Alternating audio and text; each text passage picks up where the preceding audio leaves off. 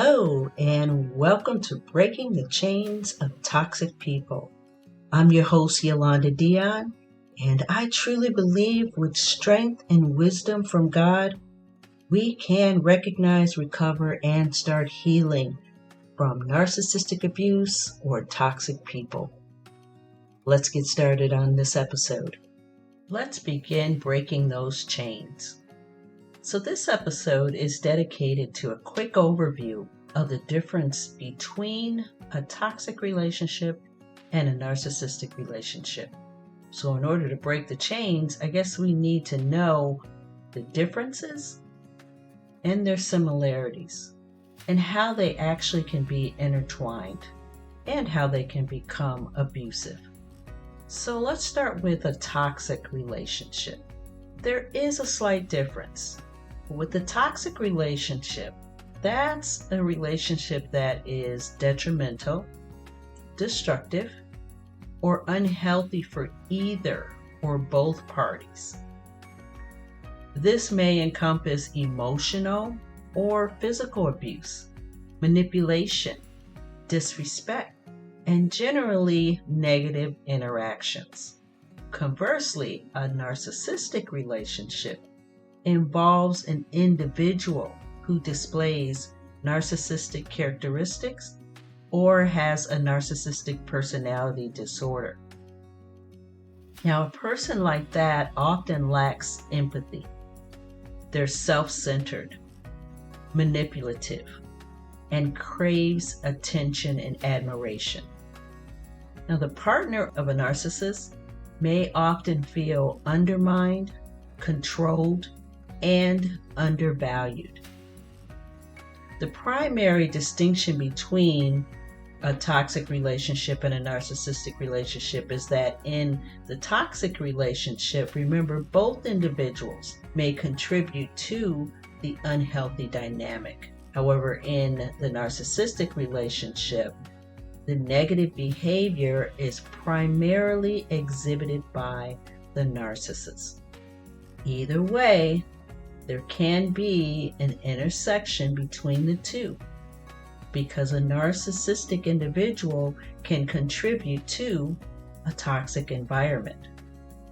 So in that scenario, remember, it's crucial to identify the signs of an unhealthy relationship so that you can seek guidance and support to begin to break the chains.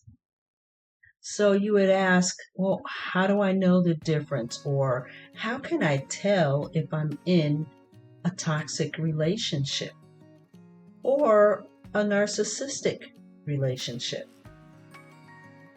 Well, once the two have intertwined, which usually they do if you don't stop it, a narcissistic relationship can lead to a very, very toxic an unhealthy relationship. Because once it becomes toxic, you'll notice the difference because it's marked by damaging, manipulative, and emotionally exhausting behaviors. Indicators of a toxic relationship include persistent criticism, distrust, controlling actions, emotional mistreatment, and disregard for personal boundaries.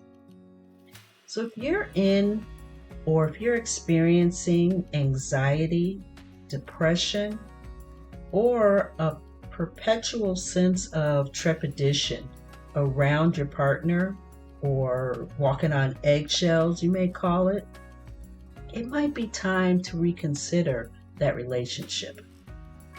This is when it's time to consult help. Consult a therapist or a counselor or a life coach, but you need to gain more knowledge and information so that you can begin to break these chains.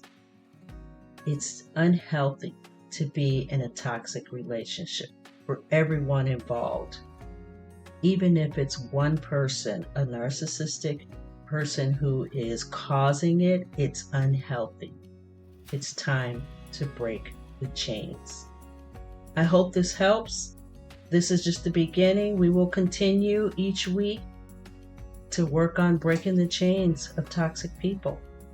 Join me, and if this was helpful, please make sure you follow and share this with people you know who may be going through it, or if you just want to continue to get the knowledge, maybe you didn't know you were going through it.